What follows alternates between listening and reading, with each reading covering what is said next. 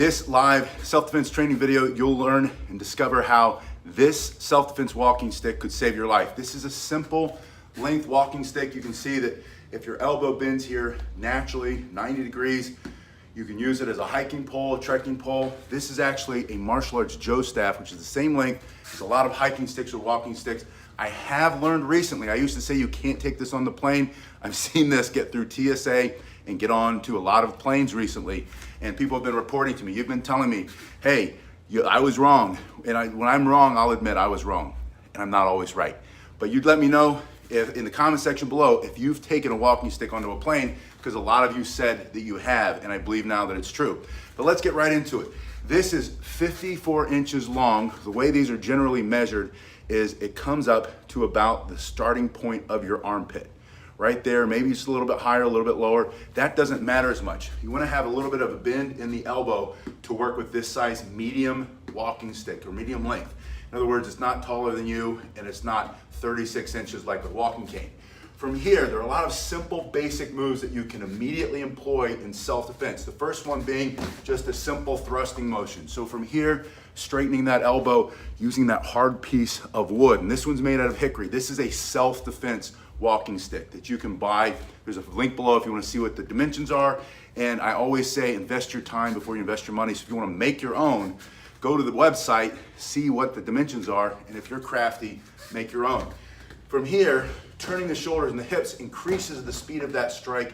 Moving in at the same time by taking a step with that front foot will give you stopping power in a simple, immediate, direct, and explosive strike with this first move. So this first move, using your self-defense walking stick that could save your life, just goes straight in, and your target is anywhere on the center line of his body, and eyes, nose, throat, into the solar plexus, down into the groin.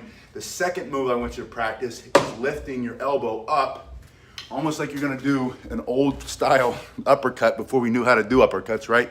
We thought we just bring our elbow up. But from here, bringing your elbow up drives the bottom, the longer part of your walking stick, up between his legs, up into the jaw, maybe into his hand, very quickly, very explosively. It's hard to see it coming. Oh, thank you. MV Gamer says, hello, wanted to thank me. Want to thank you for being here. And Doug says, yeah, an expert caner, someone who does the basics better. Amen, Doug, thank you. Basics, basics, basics. First one is a thrust, second one is a lift. It can't get more basic than that. You can practice this all day long, or you can practice it for 3, 4, 5 minutes a day, and you're gonna become an expert fast at the basics. Thrust first, lift second. The third one is pushing and then turning your hand, which is going to snap the side up hard alongside the side of his head for self-defense. If you can knock him out, knock him out. You don't have to worry about if he has a weapon, if he's bigger, if there are multiple attackers. This is for self-defense. This simple self-defense walking stick could save your life if you immediately respond to the threat. So number one, thrust. And remember, extend the arm, turn the shoulders and the hips, and take a step at the same time when you have three things. When you have that extension, you have rotation in the shoulders and the hips, and then you have acceleration by taking that step. You will have stopping power. Number two, lifting this arm up, snapping it up between his legs, put him on the floor, maybe hit him under the chin. Anywhere you hit him, it's gonna be effective. From there, you can also throw the other hand onto it, and now you have this thrusting motion. The third one I want you to practice is punching and turning your thumb to the ground. That creates this arc where the long side of the back of your staff or your walking stick is gonna come up along the side of his head. It's very hard to see it. It catches them off guard. It's immediate, direct, explosive, and it works for self-defense. Those are the first three that you should practice when you start to learn how to use the simple walking stick for self-defense. The thrust, the lift, and the turn of the wrist. Just think of a good punch where you turn your hand over. That's how you're gonna do it. Now, if self-defense is important to you, or if training with self-defense weapons like this is important to you, please give me a thumbs up. That lets me know, and subscribe. I do a lot of these videos. I've done over 1,000 videos just on stick weapons. And if you like that kind of content, please subscribe. Please give me a thumbs up so I can keep making them and so you get notified so we can work together and train together. So from here, pushing, second one, lifting, third one, striking. Now, the next thing I want you to think about is getting it into the other hand for not just this thrust here, but pulling the hand back so that you can slide it down over the top, right through the middle, right onto the forehead, crack, knocked, lights out, right? Immediate direct explosive, that means shortest distance between the 2 points. There's that simple thrust. Think of a bayonet attack. If you've ever been in or served in the military, you went to boot camp 25, 30 years ago like I did, however long ago it was, seemed like 100 years ago. You practice this basic motion. And the reason you do that in the military is because that's the most effective. The military, believe it or not, has a lot of combat experience. A lot more than a lot of the theorists like me who teach in martial arts schools like this around the world, coming up with idea after idea. Military's practiced it. They've had to rely on it. Either live or die. It's as simple as that. That's why a bayonet attack or a rifle butt strike or a pugilistic move, striking to the side, is so effective. And that's why it can, yes, you can learn how to do all kinds of fancy twists and turns and strikes using the traditional martial arts moves. And I love to teach that. I'll teach you that. I'll teach everybody that because that's my passion. All of the cool things that you can do with a traditional martial arts weapon like this are very fun and exciting. However, I want you to know how to defend yourself for real. I want it to work. If it doesn't work, we're not gonna do it. We're gonna pressure test it. That means somebody's gotta come after you and maybe put a little bit of pads on, but they really make sure that you can stop them by shoving that right in his face, by turning, snapping that up alongside the head, by lifting up between the legs, and by thrusting through his throat, smashing down on top of the head. Now that last one comes from this thrust and the hand slides to the end. This comes over your head and just straight down on top. If you need to, you could change the angle. You could take it down into his knee, or maybe it's an animal. A lot of you let me know all the time that you carry your stick. You have this walking stick for self-defense that could save your life because there's a dog or multiple dogs, or you've had it happen to you. You've been bit. You've walked your dog and your dog gets bit by someone else's aggressive dog, or by an aggressive dog that's off the chain, off the leash, just running around in the neighborhood, and you're carrying the stick for that reason. I see that in my neighborhood in the mornings. I have a little small neighborhood. 2 older men carry these, and it's not for other people. It's for the dogs and the other wild animals. We live in a place where we get alligators. They carry it for the alligators. We get wild boars that are this big and the big tusks. They carry it for those vicious animals. So you can carry this walking stick for self-defense. It can save your life to stop one of those attacks.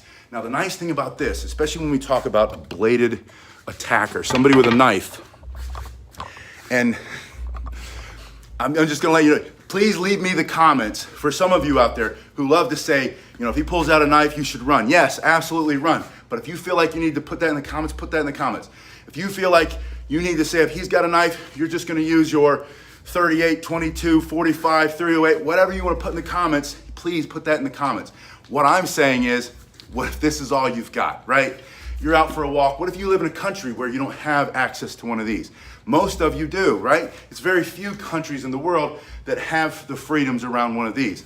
So it might not be an option, or maybe you just don't want to carry it. Maybe it's not called for. Maybe it's not appropriate in self-defense, and the self-defense escalates to that point. And by then, they've already closed the distance. But if you've got this, you can create that distance, you can move back, you can thrust. But I wanted you to see this. This is very important. This is why I love this walking stick for self-defense that can save your life, is because you have massive reach advantage. Mooney, hello. It's good to see you, Mooney. Look at that. This is 54 inches. That's a good, I'd say that's 11 or 12 inches. I've never measured it, but we'll say that's got to be a foot long. There's no comparison.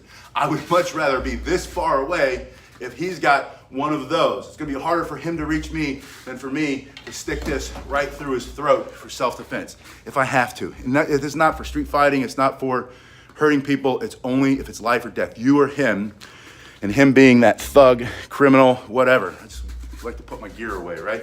All right, so for a quick review, first thing I want you to practice is, and you don't need a bag to hit. You don't have to have some striking surface. You can do all of this in your living room. You can do it out in the backyard. You can do it at the park down the street. You can do it in your hallway. You can practice a thrust, a lifting motion, and a turning motion.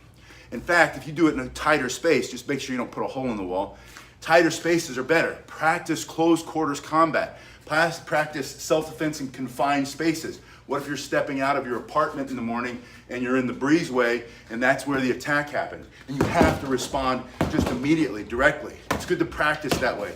Bringing this up between the legs. You can bring this up like you're rowing a boat and very quickly, powerfully across the side of the head. First one is the thrust. The second one is the lift. The third one is a punch and a turn, and then I want you to practice putting your hand, like you're answering your phone, to your ear.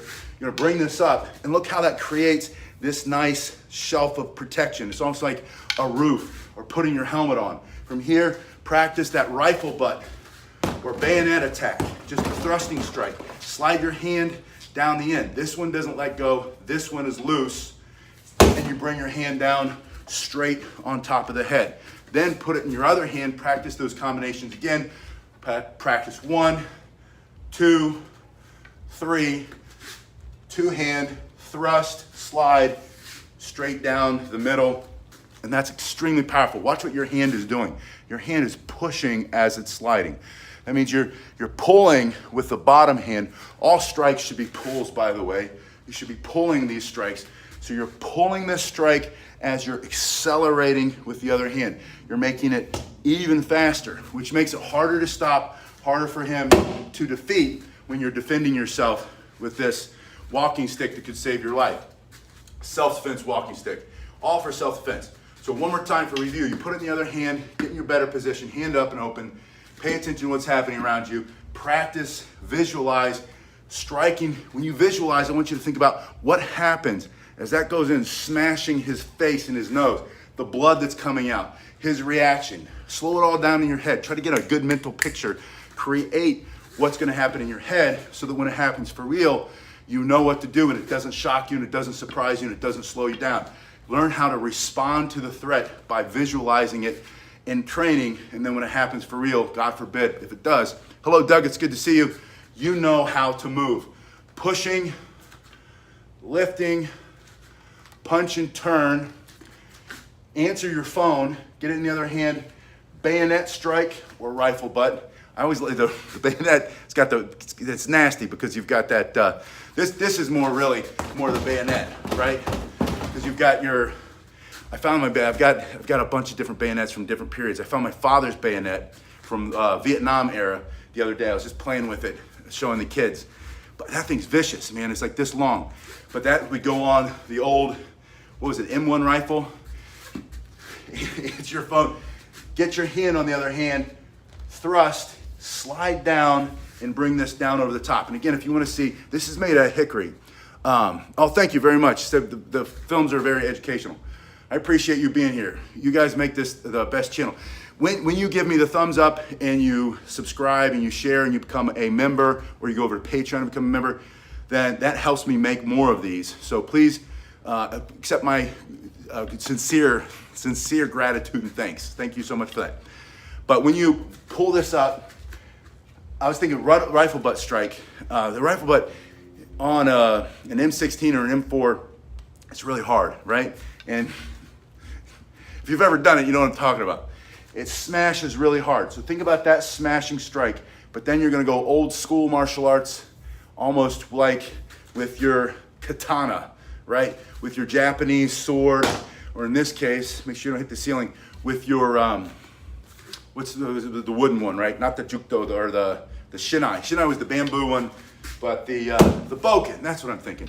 Using your Japanese bokken, lifting, strike, pull, and thrust. And remember, you're pulling this arcing motion, the slicing motion, pulling with the bottom hand, accelerating the strike.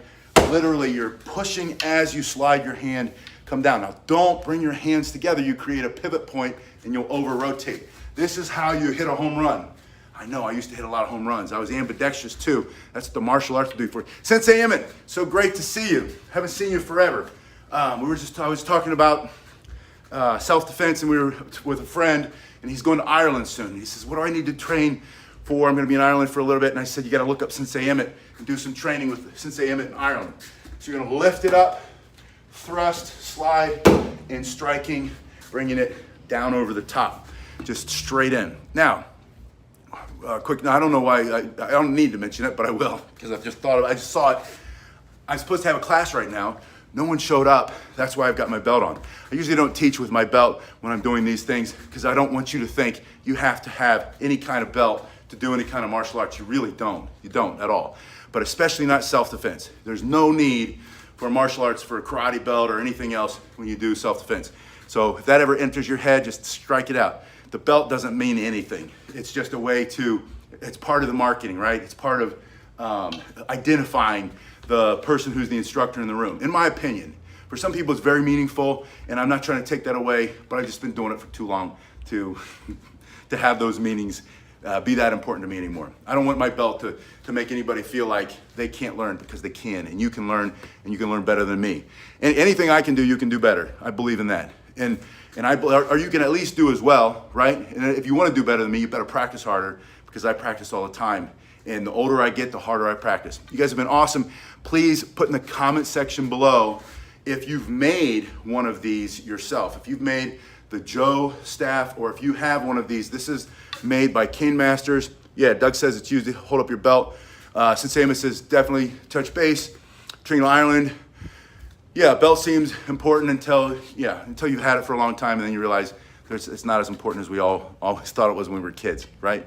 Yeah. Anyway, the Karate Kid movie, the first one, said it best when Daniel's son asks Mr. Miyagi about his belt, and he's like, "Yeah, I've got a black belt. It came from Sears." Holds up your pants.